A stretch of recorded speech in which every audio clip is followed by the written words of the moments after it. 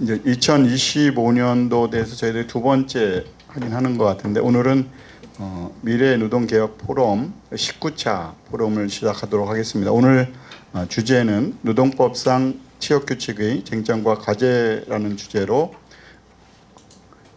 서울대학교 법학연구소에 계신 문유럽 박사님께서 발표를 해 주실 텐데요.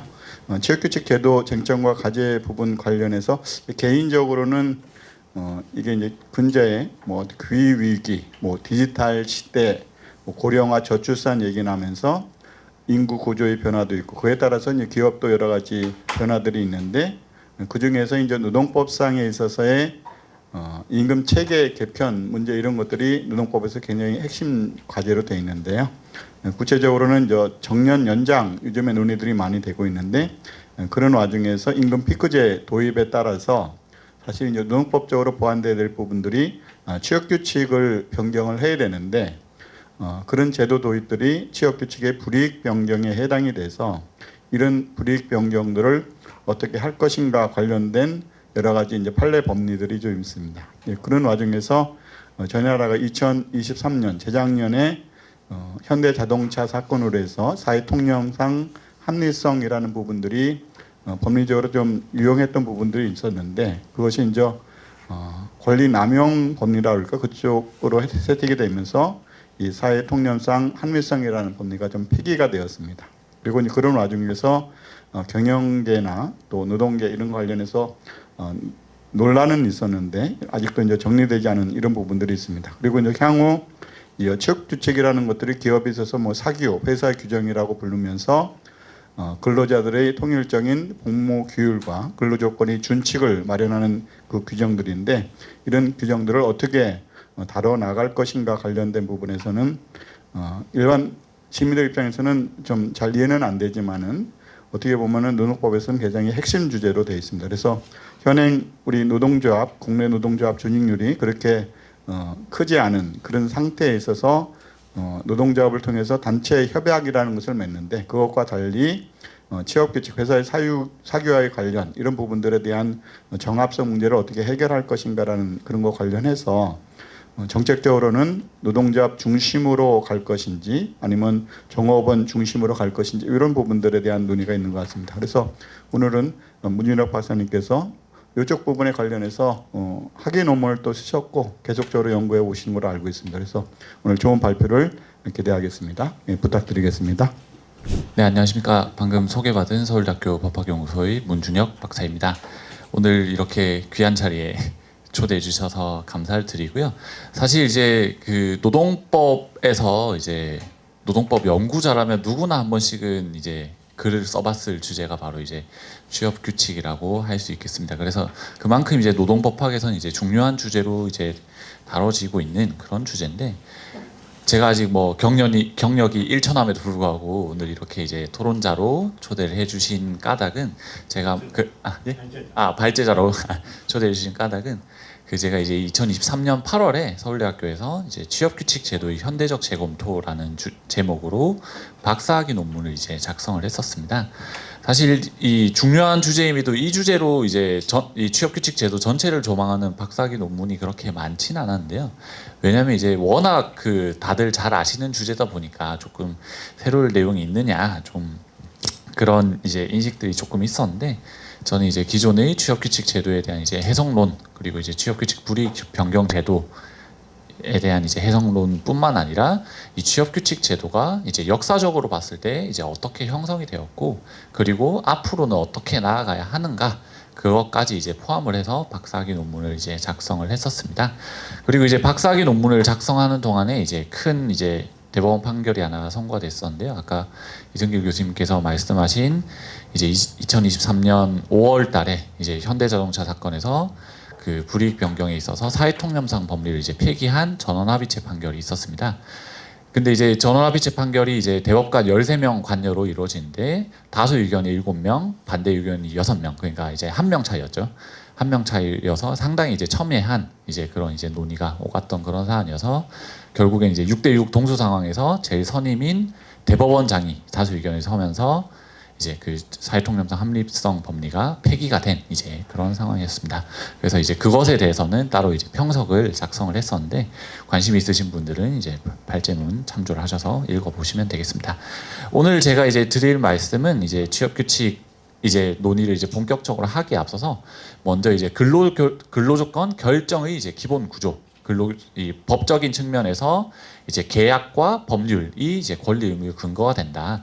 근데 그런 이제 기본 구조에서 이 취업 규칙을 어떻게 바라볼 것인가 그것에 대해서 이제 법학에 대해서 이제 조금 그 기본적인 이제 지식이 없으신 분들을 위해서 소개하는 자료를 이제 넣었었는데요. 그 부분은 시간 관계상 이제 생략을 하고 아마 이제 읽어보시면 다들 이제 이해하시는데 크게 어렵지 않으실 거라고 생각합니다. 그래서 이제 두 번째 부분인 취업 규칙의 역할과 기능, 그리고 취업 규칙 불이익 변경을 둘러싼 쟁점, 그리고 마지막으로 새로운 근로조건 결정 시스템의 필요성으로 이제 발제를 진행을 하도록 하겠습니다. 그 근로조건 결정의 기본 구조 문제를 이제 간단하게만 말씀을 드리면 이제 법적인 측면에서 어떤 이제 당사자 사인 관계에서 어떤 권리와 의무가 발생하기 위해서는 첫 번째로 당사자 사이 합의, 즉 계약이라고 하는 것이 필요하다. 그래서 그 계약에 따라서 이제 권리 의무가 발생하는 것이 일반적이고 근로계약 또한 마찬가지다. 근로계약에 따라서 근로자는 근로제공 의무를 부담하고 사용자는 그 근로제공에 대해서 임금 지급 의무를 부담하는 게 이제 근로계약의 이제 기본 구조다. 이렇게 이제 설명을 드릴 수 있고 두 번째로는 이제 법률에 따라서 이제 하는 것 당사자 사이에 합의가 있다고 하더라도 국가가 설정한 법률이 그 계약을 무효화시키거나 또는 계약의 조건이 일정 수준을 하회하는 경우에 그 부분을 무효화시키거나 하는 식으로 법적 규제가 이루어진다. 이렇게 이제 두 가지 측면에서 규율이 있고 그리고 이제 많이들 알고 계시는 단체 협약 같은 경우에는 기본적으로 법적 성격은 계약이다. 계약인데 이제 이 개별 근로자와 사용자의 합의가 이제 교섭력의 격차로 인해서 당사자의 진정한 의사를 반영하지 못할 가능성이 있기 때문에 단체 협약, 집단적인 결사를 통해서 대등 결정이 이루어지도록 하는 이제 단체 협약 시스템인데 그것 또한 계약의 일종이다. 이렇게 이제 설명을 드릴 수도 있겠습니다. 근데 우리 이제 이 노동법에서는 취업 규칙, 한국 노동법에서 이제 있는 이제 특유한 제도 한국과 일본 정도만 지금 이제 남아 있는 그런 특유한 제도라고 생각을 하시면 되겠는데요. 그 취업 규칙이라고 하는 것이 무엇이냐? 그것에 대해서 이제 설명을 드리겠습니다. 우리 노동관계 법령에서는 이제 사용자가 일방적으로 작성하는 취업 규칙을 통해서 근로조건 결정이 이제 허용이 된다. 근로기준법 9장에서 그렇게 정하고 있습니다. 이 취업 규칙에 대한 규정은 1953년 근로기준법 제정 당시에서부터 존재를 했고 한 차례 이제 큰 이제 법적 개정이 있었는데 바로 1989년 법 개정을 통해서 그 작성 및 변경 절차가 이제 개정이 되고 그 외에 이제 사소한 개정으로는 취업 규칙에 반드시 들어가야 하는 필요적 기재 사항이 뭐 추가가 되어 온 그 정도 외에는 기본 골격이 그대로 유지가 되고 있습니다. 취업 규칙이 무엇이냐? 그것에 대해서 이제 근로기준법에 명시적인 정의 규정은 없으나 판례는 취업 규칙을 사용자가 당해 사업 근로자 전체에 통일적으로 적용될 근로자의 복무 규율과 근로조건에 관한 준칙을 규정한 것으로 정의를 하고 있습니다. 이렇게 이제 조금 폭넓게 이제 정의가 되고 있다 보니까 기업 내에서 실제 이제 활용하고 있는 것들로는 어떤 것들이 있냐? 기업 내에서 회사 내에 있는 인사 규정, 임금 규정 같은 것들도 위에서 얘기한 취업 규칙의 정의에 해당하면 근로기준법상의 취업 규칙에 해당하여 취업 규칙에 대한 법적 규제가 다 적용이 되고 있습니다. 그리고 이런 이제 뭐 명시적인 규정이라고 이제 이름 붙은 것뿐만 아니라 판례에 따르면 교대제에서 근무 일정표 또는 기업 이제 경영 위기 상황에서 작성하는 자구 계획서 등도 취업 규칙으로서 효력을 갖는다. 이렇게 설명을 하고 있습니다.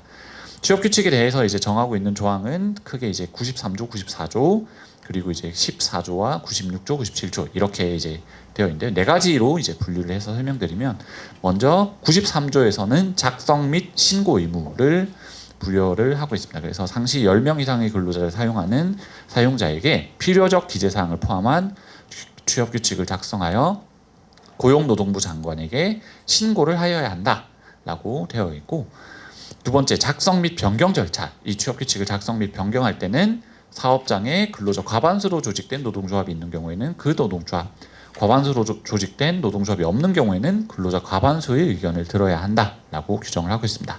중요한 거는 다만 취업 규칙을 근로자에게 불리하게 변경하는 경우에는 그 동의를 받아야 한다라는 이제 단서가 94조 1항 단서에 붙어 있습니다.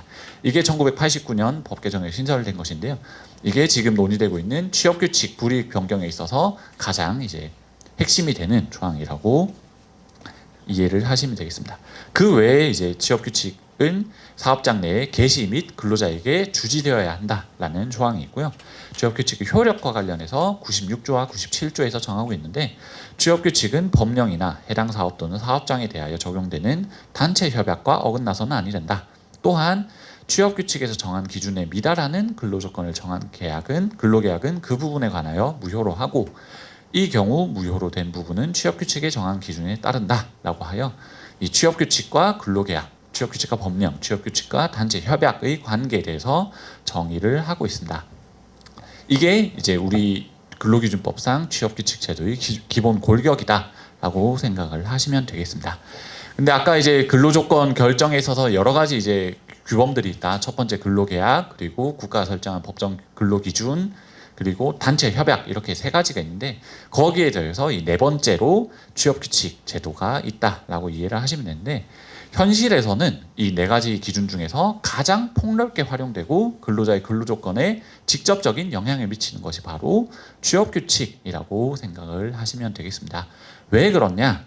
법령은 일단 어떤 이제 근로자의 근로조건을 구체적으로 정하는 것이 아니라 최저 기준만을 설정하고 그 최저 기준에 미달하는 것을 무효로 하는 것이기 때문에 이제 최저 기준을 넘어서는 이제 근로조건 내용에 대해서는 법령이 개입할 여지가 없고, 두 번째로 단체 협약 같은 경우에는 노동조합이 사용자와 체결하는 것인데 아시다시피 우리나라 노조 조직률이 낮고 단체 협약의 효력 확장도 저조하기 때문에 실제 단체 협약의 적용을 받는 근로자가 많지가 않습니다. 전체 근로자 중에 85% 정도는 단체 협약 적용을 못 받고 있는 그런 상황입니다.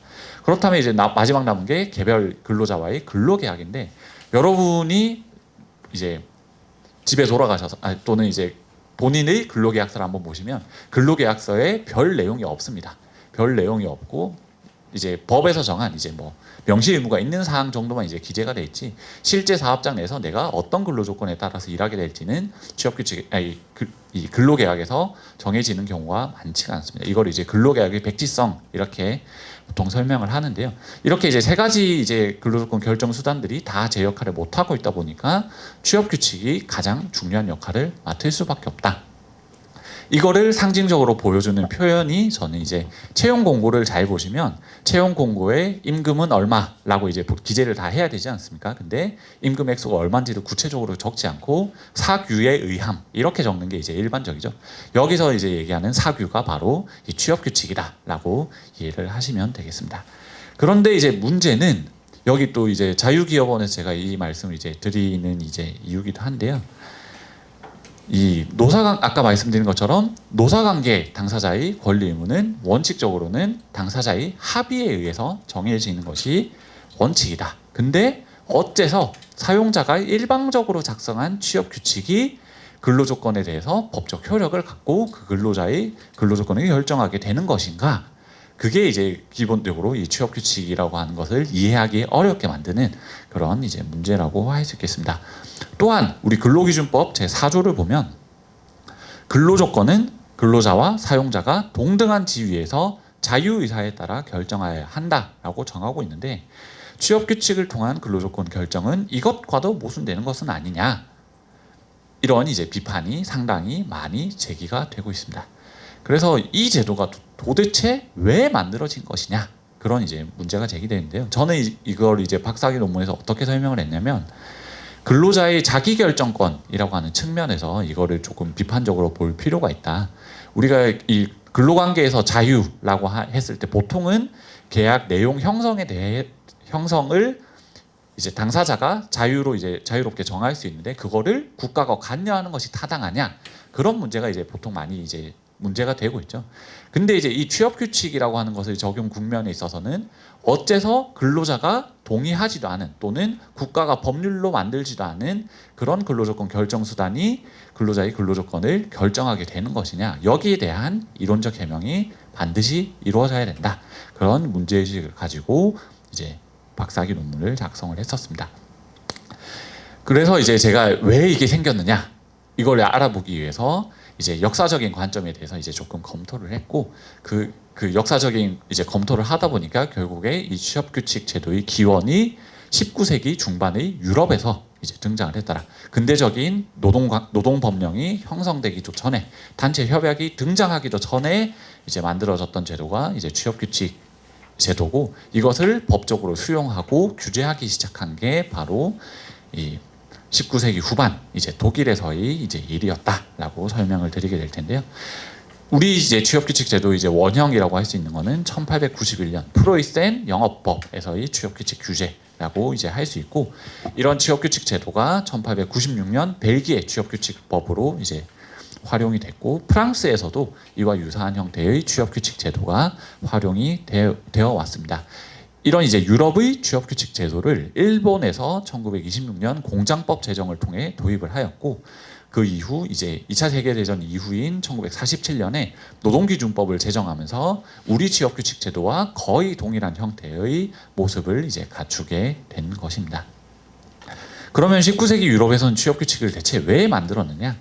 이 산업혁명기가 처음 산업혁명이 생기고 대공장, 근대적인 공장이 이제 생겨나면서 이 근로자들의 노동 규율을 확립하고자 그리고 대량 고용 과정에서 근로조건 결정의 편의를 위해서 사용자가 미리 이 규칙을 임의로 설정을 하였고 그래서 이제 근로자들이 이제 근로 제공을 이제 하게 되면 그 취업 규칙의 내용을 알고 거기에 동의를 하고 근로 제공을 한 것으로 이제 관념을 하는 그런 이제 전통이 있었습니다.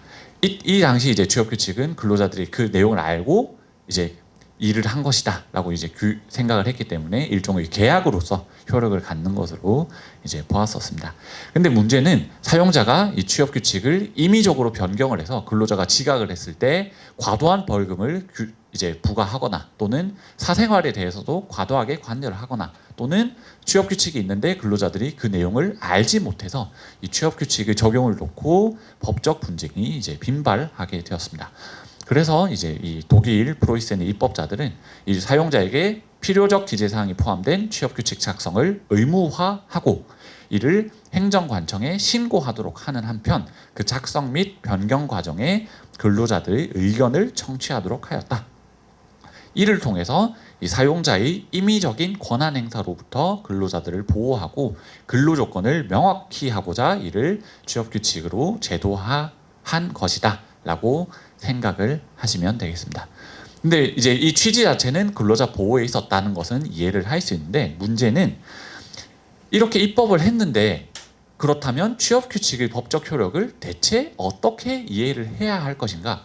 왜 이 논의가 생겼냐? 아까 제가 제일 처음에 설명드린 것처럼 이 법적인 측면에서 당사자의 권리 의무가 발생하기 위해서는 당사자의 합의가 있던가 국가가 법을 설정해서 강행적으로 그 효력을 부여하던가 그런 것들이 있어야 되는데 취업규칙은 당사자의 합의를 찾아볼 수 없는 것이고 근데 취업규칙의 그 작성 자체는 사용자가 하는 것이기 때문에 국가가 작성한 것이 아니기 때문에 이것을 이제 국가가 작성한 것처럼 뭐 법률, 법규범으로 보기도 힘든 그런 측면이 있었다.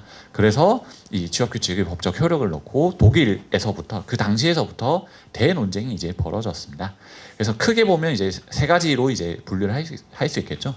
취업규칙은 사용자가 일방적으로 임의적으로 작성한 것이기 때문에 효력이 없다라는 견해에서부터 아까 이제 처음 취업규칙이 생겼을 때처럼 근로자가 그거를 묵시적으로 알고 동의를 하고 근로제공을 했다면 계약으로 볼 수 있다 그런 견해에서 그리고 국가가 이 취업규칙의이라고 하는 법규범의 권한을 사용자에게 이제 숙권한 것이다라고 하는 이제 법규범설의 일종으로서 이런 이제 취업규칙의 효력을 이해하고자 하는 논의가 전개가 되었습니다.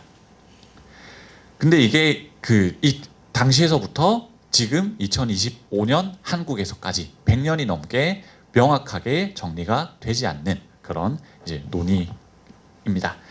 그 단적으로 이제 하는 게 일본에서는 그 이제 사파 13류라고 하는 이제 학설 논쟁으로 이제 설명을 하는데, 그러니까 아까 말씀드린 이제 크게 세 가지 견해에 더해서 이제 절충적인 의견까지 해서 네 가지 파인데 그 세부적인 이 거를 나눠보면 총 13개 학설이 있더라. 이게 1970년대 중반이고 그 이후 제기된 것까지 하면 거의 한 16개 정도가 되는 상당히 이제 복잡한 논의가 전개가 되고 있습니다. 그래서 지금은 이제 이 논의가 일단락됐다고 볼 수 있는 게 이후에 이제 판례도 있었고 일본과 한국의 이제 그 법에서는 취업 규칙의 효력을 인정을 하는 그런 이제 조항을 명시적으로 두고 있기 때문에 법적 효력이 없다는 견해는 이제 받아들일 수가 없는 이제 그런 상황입니다. 그래서 지금 이제 남은 거는 이걸 계약으로 볼 거냐 법규범으로 볼 거냐 이런 이제 논의가 있는데 이 논의의 실익이 어디에 있느냐 그게 이제 뭐 여러 가지 측면에서 논의가 있지만 취업 규칙의 불이익 변경에 대해서 이제 설명을 드리면 취업 규칙을 근로자에게 불이익하게 변경할 때 개별 근로자가 그 변경에 동의한 경우에 그 변경이 그 근로자에 대해서 효력을 갖느냐 이 문제가 이제 있습니다. 계약설에 따르면 취업 규칙은 계약이기 때문에 개별 근로자가 그 변경에 동의를 했다면 변경된 이제 취업 규칙이 그 근로자에 대해서 효력을 갖는다라고 설명을 하게 되겠지만 법규범설에 따르면 취업 규칙은 이 사용자가 작성하는 법규범이기 때문에 그 법규범의 변경 절차를 따라야 하는 것이지 그것에 개별적으로 동의한 근로자에 대해서 효력이 있다고 볼 수가 없다. 이런 이제 논의가 전개가 이제 되는데요. 그게 이제 이 다음에 설명드릴 취업규칙 불이익 변경을 둘러싼 쟁점의 이제 논의라고 생각을 하시면 되겠습니다. 이 문제가 이제 1977년 대한석탄공사 퇴직금 사건에서 처음으로 이제 다퉈졌습니다. 이게 왜 문제가 됐냐면 지금의 논의와도 이제 비슷한 측면이 있는데 1970년대에 들어서면서 근로자들이 이제 근속 연수가 증가하게 되면서 이 취업규칙상의 정년이나 퇴직금 지급 문제가 이제 법적 분쟁으로 이제 비화되는 경우가 많았습니다. 근데 이 당시에는 이 근속 연수에 따라서 퇴직금 누진율을 가중하는 퇴직금 누진제라고 하는 것이 활용이 되고 있었는데 이로 인해서 기업의 부담이 이제 상당히 컸고 70년대가 이제 오일 쇼크로 인해서 이제 경제 상황이 그렇게 좋지 않은 상황이었으니까 각 기업은 이 취업 규칙을 변경을 해서 퇴직금 한도를 설정하거나 퇴직금 누진제를 단수제 적립률을 일정하게 유지하는 그런 이제 제도로 변경을 하고자 하였었습니다. 근데 이 당시에 이제 이 서울고등법원 원심의 판단은 어땠느냐? 이 취업규칙이라고 하는 것은 이 사법적 자치규칙으로 임의적 성격을 가진 것이기 때문에 이 근로자 과반수의 의견을 받지 않고 이거를 변경하였다고 하더라도 이 취업규칙의 효력이 부정되는 것은 아니다 이렇게 했는데 대법원이 이 원심을 파기하고 이 취업규칙 불이익 변경에 대한 새로운 입장을 제시를 하였습니다. 어떻게 정리를 했느냐? 대법원은 취업규칙은 사용자가 기업 경영권에 의하여 이제 사업장에 있어서 근로자 복무규율이나 근로조건의 기준을 획일적, 통일적으로 정립하기 위하여 작성하는 것으로서 이는 근로기준법이 종속적 노동관계 현실에 입각하여 실질적으로 불평등한 근로자의 입장을 보호 강화하여 그들의 기본적 생활을 보호 향상시키려는 목적의 일환으로 그 작성을 강제하고 법규범성을 부여한 것이라고 볼 것이다. 근데 원칙적으로 취업규칙의 작성 변경은 사용자에게 있다 할 것이나 취업규칙 변경에 의하여 기존 근로조건의 내용을 일방적으로 근로자에게 불이익하게 변경하려면 종전 취업규칙의 적용을 받고 있던 근로자 집단의 의사결정 방법에 의한 동의를 요한다라고 할 것이며 그 동의 방법은 근로자 과반수로 조직된 노동조합이 있는 경우에는 그러한 조합이 없는 경우에는 근로자들의 회의 방식에 의한 과반수 동의가 없는 한 취업규칙의 변경으로서 효력을 가질 수 없고 따라서 이에 개인적으로 동의한 근로자에 대해서도 효력이 없는 것이다 라고 판단을 했습니다. 왜 이렇게 봐야 하느냐? 크게 이제 세 가지를 얘기를 했습니다.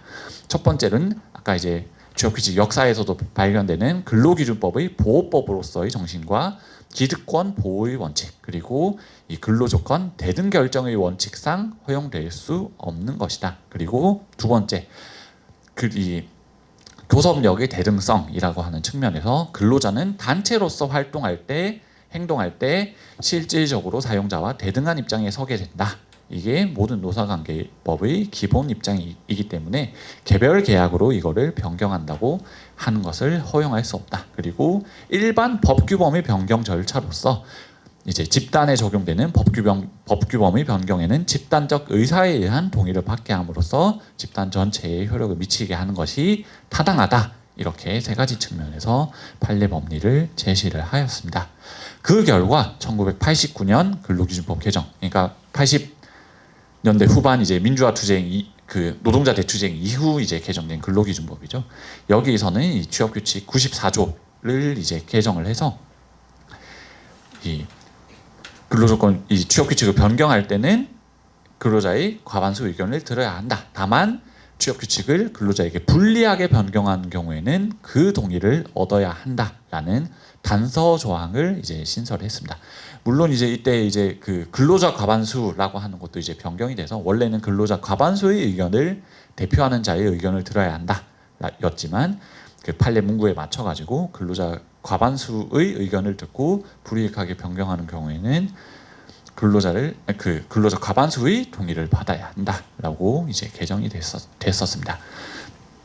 그래서 이제 명실공히 이제 취업규칙 불이익 변경을 하려면 이 동의 절차가 이제 필요하게 됐고 이 동의를 받지 못한 불이익 변경은 모두 무효다.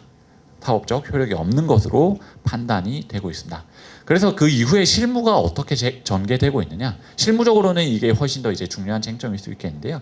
이 취업규칙 변경의 유효성 판단에 있어서 몇 가지 이제 고려해야 되는 요소들이 있습니다. 첫 번째, 불이익한 변경인지를 먼저 이제 판단을 해야겠죠. 그래서 이제 불이익한 변경인지를 어떻게 판단하느냐? 특히 일부 조건은 유리하게, 다른 근로 조건은 불리하게 변경이 됐다면, 예컨대 아까 말씀드린 이 퇴직금 제도 변경에 있어서 퇴직금 이제 누진율은 낮추고 기본 임금을 상승시킨 경우에 이거를 불이익한 변경으로 볼 것이냐. 그리고 두 번째 문제, 어떤 근로자에게는 이 변경이 유리하고 어떤 근로자에게는 불리하다면 이거를 불이익한 변경으로 볼 것이냐. 이 문제가 이제 많이 이제 다퉈지고 있는 그런 것이고요. 두 번째, 이 동의를 받아야 하는 모집단의 범위는 무엇인가? 현재 그 적용을 받고 있는 근로자의 과반수인가? 아니면 사업장의 모든 근로자의 과반수인가? 세 번째, 이 동의 절차를 어떻게 해야 되는가? 근로자의 과반수를 동의를 받을 때 근로자 각각의 동의를 받아서 그것이 과반수가 넘으면 되는 것이냐? 개별적 투표를 통한 집단적 동의가 가능한 것이냐? 이런 게 이제 문제가 되는데 아까 이제 말씀드린 대법원 판결에서는 근로자들이 집단적 의사결정에 의한 동의가 필요하다. 그래서 회의 방식에 의한 동의가 기본 원칙이다. 이렇게 이제 제시를 하고 있습니다. 그래서 이런 이제 이 불이익 변경의 요건을 갖추지 못한 경우에는 변경된 취업규칙은 무효고 종전 취업규칙이 그대로 적용되는 것이 원칙이지만 이렇게 이제 법 적용을 했을 때 이 취업규칙의 불이익 변경이 지나치게 이제 엄격해지고 결과적으로는 이 변경의 필요성이 있음에도 불구하고 이걸 바꾸지 못하는 문제가 발생할 수 있다. 특히 이제 이 문제가 이제 생기는 이유가 뭐냐면 단체 협약 같은 경우에 이 노동조합이 동의를 안 해준다 해서 뭐 개정이 불가능하다. 그런 논의는 없죠. 왜냐하면 단체 협약에는 유효기간이 정해져 있어서 합의가 이루어지지 않으면 뭐 자동 연장에 따라서 연장이 되는 경우도 있지만 기본적으로 유효기간이 설정이 되어 있는 그런 시스템입니다. 그리고 합의가 이루어지지 않으면 이제 노동위원회를 통한 조정이나 중재와 같은 이제 제3자를 통한 이익 조정의 시스템이 마련이 되어 있습니다. 근데 취업규칙에 대해서는 그런 시스템이 없고 그래서 근로자가 그냥 취업규칙의 변경에 동의를 하지 않으면 사용자는 어떤 경우에도 취업규칙을 변경할 수 없는 그런 상황이 되고 취업규칙의 유효기간도 설정이 되어 있지 않습니다. 그래서 극단적으로 말씀드리면 어떤 대기업이 1977년에 처음 회사를 만들면서 만든 취업규칙이 2025년 현재에도 유효할 수 있다라는 이제 문제가 이제 있을 수 있습니다. 그래서 이제 이 취업규칙의 불이익 변경을 둘러싸고 많은 문제가 생기는 이유기도 한데요. 그래서 판례가 이제 예외적으로 두 가지 경우를 상정을 하고 있습니다. 첫 번째는 변경 후 입사자 취업규칙의 이제 근로자 집단이 동의 없이 변경이 되었다고 하더라도 그 변경 이후에 입사한 근로자에 대해서는 변경된 취업규칙이 적용되고 종전 근로자에 대해서는 그 기득이익 보호의 원칙에 따라서 종전 취업규칙이 적용된다라고 하는 변경 후 입사자의 법리가 있었습니다. 이게 1992년 이제 사건인데 강원산업 사건이고 여기서도 마찬가지로 퇴직금이 문제가 됐었습니다. 이것도 뭐 취업규칙 법적 성격과 관련해서 상당히 이제 논쟁적인 그런 판결인데요. 시간 관계상 이건 넘어가고 두 번째 이제 예외라고 할 수 있는 사회통념상 합리성으로 넘어가겠습니다. 이 사회통념상 합리성 법리라고 하는 것이 무엇이냐? 이제 뭐 여러 가지 이제 89년 이제 법 개정 이후로도 이제 판례가 많이 활용이 되어 있는데 이것을 인정을 한 이제 퇴직금 사건에서 이 사회통념상 합리성을 인정한 사건을 제가 소개를 드렸습니다. 한국기계연구원 사건인데요. 이 판례를 비롯해서 이 사회통념상 합리성 법리라고 하는 것이 무엇이냐? 사회통념상 이거는 당해 취업규칙의 작성 또는 변경이 그 필요성, 내용의 양면에서 보아 그에 의하여 근로자가 입게 될 불이익 정도를 고려하더라도 여전히 당해 조항의 법적 규범성을 시인할 수 있을 정도로 사회통념상 합리성이 있다고 인정되는 경우에는 그 근로자 집단의 동의가 없다는 이유만으로 그 적용을 부정할 수는 없다. 근데 이때 사회통념상 합리성이 있는지 유무는 근로자가 입게 되는 불이익의 정도, 변경 필요성의 내용과 정도, 변경 후 취업규칙 내용의 상당성, 대상 조치 등을 포함한 다른 근로조건의 개선 상황, 노동조합 등의 교섭 경위 및 노동조합이나 다른 근로자의 대응, 동종 사항에 관한 국내 일반적인 상황 등을 종합적으로 고려하여 판단해야 할 것이다 라고 이제 판시를 하였습니다. 그래서 이 기계연구원 사건에서는 취업규칙 불이익 변경에 대해서 근로자 집단의 동의가 없었지만 그 변경은 유효하다라고 판단을 하였는데요. 왜 그런 판단을 했느냐? 뭐 여러 가지 측면에서 여기 말씀드린 이제 사례를 이제 종합을 했지만 이 사안 같은 경우에 특히 회사 이 두 개의 이제 기관을 통합하면서 이 취업규칙 이 퇴직금에 대한 이제 지급 규정이 각기 이제 다른 상황이 됐기 때문에 그걸 이제 통일적으로 규율하기 위해서 취업규칙 불이익 변경을 할 필요성이 있었다. 그리고 이제 근로자 집단도 당시에 이의를 제기하지 않았다. 등등등 여러 가지 사정을 이제 했고 임금 인상도 이제 뭐 별도로 있었다. 이런 거를 종합해서 사회통념상 합리성을 인정을 했었습니다. 근데 이 근로조건 임금과 관련된 근로조건에 있어서 이 사회통념상 합리성을 인정한 그 대법원 판례는 극히 드문 예외적인 이제 것이었다. 그렇게 이해를 하시면 되겠습니다. 근데 이제 이게 왜 이제 최근 들어서 문제가 됐었느냐? 아까 그 서두에 이승길 교수님 말씀하신 것처럼 이 정년 연장과 관련해서 임금 피크제를 실시하는 과정에서 취업규칙 불이익 변경을 해야 되는 상황이 되었는데 그런 경우에 이 사회통념상 합리성이 인정되어야 하는 것이 아니냐 이런 주장이 이제 많이 제기가 됐었고 그래서 이제 2010년대 후반부터 이런 이제 논의가 이제 본격적으로 전개가 됐었는데 대법원에서 2023년에 이 사회통념상 법리를 폐기해야 된다라고 하는 전원합의체 판결을 선고를 하였습니다. 왜 그렇게 이제 그 판단을 하였느냐? 이 취업규칙 이제 불이익 변경에 대해서 근로기준법 94조 제1항 단서가 명문의 규정을 둬서 그 동의를 받으라고 했는데 그거를 그 예외적으로 판례 법리를 통해서 그 변경 동의가 없는 변경도 효력이 있다라고 하는 것은 법문에 반하는 해석이다. 이런 게 이제 제일 핵심적인 것이고 그리고 이 취업규칙의 변경에 있어서 이 근로자 집단이 갖는 절차적인 이제 권리를 중시하여야 한다라는 것들을 많이 제시를 하였습니다. 근데 이제 이 사회통념상 합리성 법리를 폐기하였다고 해서 그냥 끝이냐? 아예 이제 이 동의 없는 불이익 변경이 유효할 여지가 없는 것이냐? 그건 아니고 새로운 법리를 하나 제시를 했었습니다. 이 집단적 동의권을 남용하였다고 볼 만한 특별한 사정이 있는 경우에는 그 동의가 없더라도 불이익 변경이 유효하다고 할 수 있다. 그러면 이때 이 특별한 사정이 있는 경우란 무엇이냐? 관계 법령이나 근로관계를 둘러싼 사회 환경의 변화로 취업규칙을 변경할 필요성이 객관적으로 명백히 인정되고 나아가 이 사용자의 진지한 설득과 노력이 있었음에도 노동조합이나 근로자들의 합리적 이유나 이제 근거 제시 없이 취업규칙 변경에 반대하였다는 등 사정이 있는 경우로 말한다라고 해서 이제 집단적 동의권 남용의 법리를 새로이 제시를 하였습니다. 그래서 이 집단적 동의권 남용의 법리가 앞으로 어디까지 뻗어갈 것이냐, 이 전원합의체 판결의 영향 범위가 어디까지냐, 이것에 대해서 많은 분들이 이제 촉각을 곤두세우고 계신데 아직까지 이 집단적 동의권 남용의 법리를 적용해서 그 이 동의 없는 불이익 변경이 유효하다고 한 그런 판례는 후속 판례는 선고가 되지 않았습니다. 그래서 이 전원합의체 판결만 가지고 일단 분석을 하자면 이 종전의 사회통념상 합리성 법리와 새로운 법리가 무슨 차이냐? 결국에는 이제 예외적으로 이 불이익 변경이 인정될 수 있다고 하는 점에서는 큰 차이가 없고 그 이제 특별한 사정으로 이제 제시한 것들이 다 종전의 이제 사회통념상 합리성 법리에서도 고려되던 것들이 아니냐 이런 이제 그 의견들이 있는데요. 새로운 법리에서는 만약에 사용자가 근로자들의 이제 동의를 끌어내기 위한 설득이나 뭐 대화 노력 그런 시도가 전혀 없는 경우에는 근로자들의 동의권 남용을 주장할 여지가 아예 없다.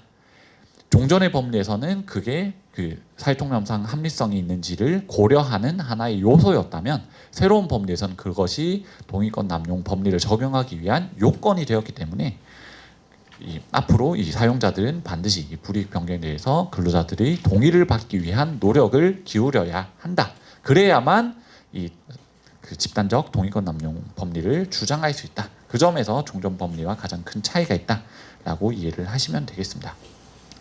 그러면 두 번째, 이 사건에서 대법원이 새로운 법리를 제시를 하였는데 이 사건에서 그러면 이 법리를 적용해서 지역규칙 이 불이익 변경이 된다 안 된다 판단을 했느냐 그거를 또 안 했습니다. 이 다수 의견에서는 이 원심 판결을 파기환송하면서 원심에서 이 법리를 가지고 판단을 한번 해봐라라고 하면서 판단을 이제 원심으로 다시 돌려보냈기 때문에 추후 하급심 판결을 통해서 어떤 경우에 이게 실제로 적용될 수 있는지 그거는 지켜봐야 될 경우 거라고 할 수 있겠습니다.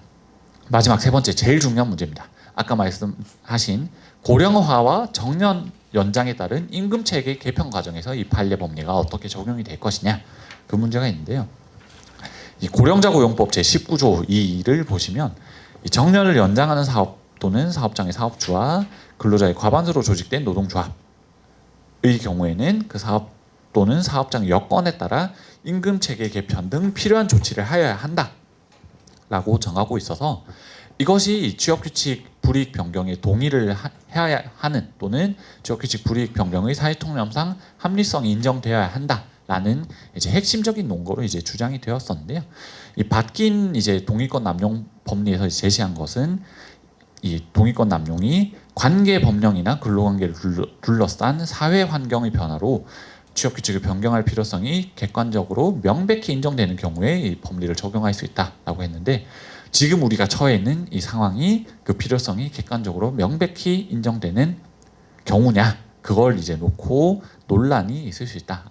그래서 앞으로 이제 많이 이제 논의가 있을 수 있고 지금 이제 경제사회노동위원회에서 계속고용 관련 이제 논의에서도 지금 논의가 이제 전개가 되고 있습니다. 이 한국 경영계의 주장이 바로 이제 그것인데요. 경영계에서는 이제 정년 연장 대신에 정년 이후 근로조건을 이제 다시 정하는 이제 계속고용 제도를 도입하자. 그리고 이와 함께 연공급 임금 체계를 개편을 해야 된다라고 이제 주장을 하고 있는데 일부 근로자에게 불이익한 경우가 생기더라도 그 전체 근로자의 평균 임금 수준이 저하되지 않는 등 합리성이 인정되는 임금 체계 개편의 경우에는 취업규칙 변경 시 필요한 과반수 근로자의 동의 규정을 의견 청취만으로 가능하도록 완화해야 한다라고 주장을 하고 있고 이를 위해서 최저임금법 제6조 2를 참고하여 근로기준법에 취업규칙 변경 절차 특례를 신설해야 한다라고 주장을 하고 있습니다. 그러면 이 최저임금법 제6조 2라고 하는 것이 대체 뭐냐? 그것에 대해서 이제 그 다음 내용에서 소개를 드리면 2018년에 이 최저임금법 산입 범위를 명확화하는 과정에서 이 1개월을 초과하여 이제 지급되는 상여금이나 뭐 복리후생비 등을 이 비교 대상 임금에 산입하는 이제 그런 이제 법적 개정이 이루어졌었는데요. 이 과정에서 이 최저임금으로 산입되는 임금에 포함시키기 위해 1개월 초과 주기로 지급되는 임금을 총액의 변동 없이 매월 지급하는 것으로 취업규칙을 변경할 경우 근로기준법 제94조 제1항에도 불구하고 과반수 근로자의 의견을 들으면 된다라고 이제 했었습니다. 94조 1항에 대한 예외로서 특례로서 이 규정을 신설을 하였던 그런 이제 사례가 있는데 이것을 이제 경총에서 이 앞으로 정년 연장 과정에서 이런 이제 특례 규정을 신설을 해야 된다라고 주장을 하고 있는 것입니다. 근데 문제는 이것이 이 아까 제 서두에 말씀드린 근로자의 자기결정권 또는 노동조합 또는 근로자의 단체 교섭권을 침해하여 위헌인 것은 아니냐, 그 문제가 이제 남아 있는데 왜 이 말씀을 드리냐면 실제로 이 최저임금법 제6조 2에 대해서 헌법소원이 제기가 돼서 헌법재판소의 판단이 내려진 바가 있었습니다. 그래서 이 다수 의견과 이 소수 의견이 5대 4로 나뉘었는데요. 왜 나눴냐? 다수 의견은 이게 근로자들이 단체 교섭권을 침해한다라고 했고, 소수 의견은 이게 근로자들이 근로의 권리를 단체 교섭권을 제한한다라고 했고, 소수 의견은 이게 단체 교섭권이 아니라 근로의 권리 문제다 이렇게 이제 판단을 했습니다. 근데 이제 두 견해 모두 이게 그 헌법 제 37조 2항에서 정하는 것처럼 이 기본권의 본질적 내용을 침해하는 정도에는 이르지 않았다라고 이제 판단을 해서 합헌이다 이런 이제 판단은 일치를 했는데요. 그 결정에서 이제 뭐라고 했느냐? 결국에는 이것이 그 헌법상 기본권을 침해하는 정도에 이르는지 판단을 하려면 입법 목적의 정당성, 수단의 적합성, 침해의 최소성, 법익의 균형성이라고 하는 요건을 모두 충족을 해야 이것이 헌법상 기본권을 침해하는 것이 아니다 이런 결정을 내리게 되는 것입니다. 이 핵심적인 이제 그 합헌 결정의 이유가 뭐냐면 이 법 조문에 있는 것처럼 이 임금을 총액의 변동 없이 매월 지급하는 것으로 이제 변경을 했기 때문에 근로자에게 실질적인 불이익이 없었다. 그래서 침해의 최소성이라고 하는 측면에서 이제 이게 이제 인정이 됐었는데, 경총에서 지금 얘기하고 있는 법 개정 내용을 이제 적용을 했을 때 과연 이게 침해의 최소성이라고 하는 것을 만족할 수 있을 것인가? 그게 이제 앞으로 만약에 이런 개정을 하거나 또는 개정 이후에 이 헌법적인 근거에 대해서 이런 논의가 전개되지 않을까 그렇게 예상을 하고 있습니다. 이렇게까지 해서 이제 실무적인 내용에 대해서 이제 다 말씀을 드렸는데요. 이제 결론적으로 그럼 어떻게 하자는 거냐? 취업 규칙이 이렇게 모순적인데도 실무적으로 문제가 되는데 이거를 앞으로 그러면 어떻게 하자고 하는 것이냐? 이 얘기가 이제 남아 있습니다. 시간 관계상 이제 짧게만 설명드리면 결과적으로는 이 취업규칙 제도를 넘어서는 새로운 근로조건 결정 시스템이 필요하다라는 것이 제가 이제 마지막으로 드릴 말씀입니다. 그 법적 성질에 대한 논란이 100년 넘게 지속되고 있다는 점에서부터 알 수 있듯이 태생적으로 이 취업규칙이라고 하는 것은 논리적 정합성이 부족한 제도다. 그리고 아까 제가 이것이 그 19세기부터 이제 19세기 유럽에서부터 활용된 제도였고, 이제 그 유럽의 노동입법이 발전하면서 취업규칙 제도를 활용되던 것이 한국에 들어왔다라고 설명을 드렸는데, 현재 유럽에서 한국과 같이 사용자의 일방적 근로조건을 취업규칙을 통해 허용하는 나라는 없다고 말씀드려도 무방할 정도입니다. 독일, 프랑스, 벨기에 모두 다 이제 취업규칙 제도를 이제 문제가 이제 돼서 그 근로조건에 대해서는 적어도 이제 근로자와 사용자의 공동 결정, 이제 합의로서 그 근로조건을 결정해야 한다 이런 시스템으로 다 이제 나아갔다라고 생각을 하시면 됩니다. 그래서 이 1982년에 프랑스에서 이 취업규칙 제도에 대해서 이제 근로조건 결정을 취업규칙으로 못하게 하는 명시적인 이제 법 개정이 이루어졌었는데, 이 당시 이제 프랑스의 어떤 이제 원로 법학자 중에 한 분이 이 취업규칙 제도를 비판하는 논문을 쓰면서 이 취업규칙으로 하는 거는 20세기의 중세와도 같은 것이다. 그만큼 전근대적인 제도다라는 점을 이제 지적한 게 많이 또 회자가 되고 있습니다. 그래서 이제 지금 우리처럼 이제 취업규칙 시스템을 활용하고 있는 국가는 일본이 아직 남아 있긴 합니다. 근데 일본의 경우에도 이 취업규칙 제도가 갖고 있는 여러 가지 논리적인 문제를 해결하기 위해서 이제 2007년에 노동계약법을 제정하면서 이 취업규칙의 논리적 문제를 상당히 많이 이제 해소를 하려는 그런 이제 시도를 하고 있습니다. 그래서 일본의 경우에는 이 노동계약법, 즉 취업규칙도 이 계약의 일종으로 관념을 해서 그것에 기반한 이제 근로조건 결정이 가능하다라고 이제 인식을 하는 쪽으로 나아가고 있습니다. 그래서 이런 이제 일본식 이제 취업규칙 시스템을 참고로 해서 우리도 결국에는 이 합리성 통제, 그러니까 이 사회통념상 합리성 법리와 같이 합리성이 있다면 근로자에게 적용이 된다라는 식으로 이 취업규칙 제도를 변모를 해야 된다. 그리고 이걸 기본적으로 일종의 계약으로 보는 것이 타당하다. 이런 이제 주장이 이제 제시가 되고 있습니다. 근데 이제 우리 현 상황에서 우리 취업규칙 시스템을 이렇게 바꿀 수 있을 것인가?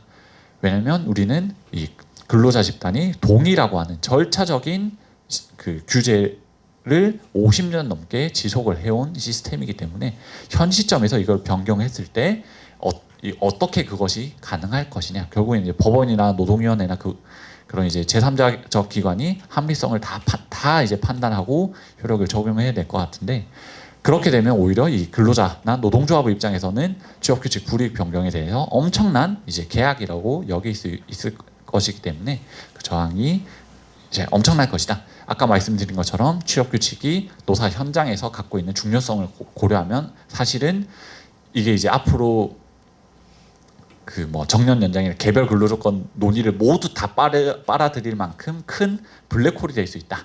그런 이제 쉽지 않은 그런 문제라고 할 수 있겠습니다. 그리고 뭐 아까 말씀드린 것처럼 취업규칙 제도가 갖고 있는 이제 유연한 운용이 어렵다는, 사용자가 일방적으로 결정하는 것이기 때문에 유연하게 할 수가 없죠, 애초에. 그렇지. 그런 점에서도 한계가 있어서 새로운 근로조건 결정 시스템으로 나아가는 것이 필요하다. 근데 어떻게 할 것이냐? 결국에는 이 집단적 근로조건 대등 결정의 원칙이라고 하는 것을 그 기본 방향으로 하여 제도 개선을 모색하는 것이 필요하다. 그럼 이제 그 구체적인 방법으로는 크게 이제 두 가지가 있을 수 있는데, 노동조합을 중심으로 하는 협약 자치를 강화하거나 또는 상설적인 법정 근로자 대표기구의 구축 내지 강화가 그 전제로서, 대등 결정의 전제로서 선행이 될 필요가 있습니다.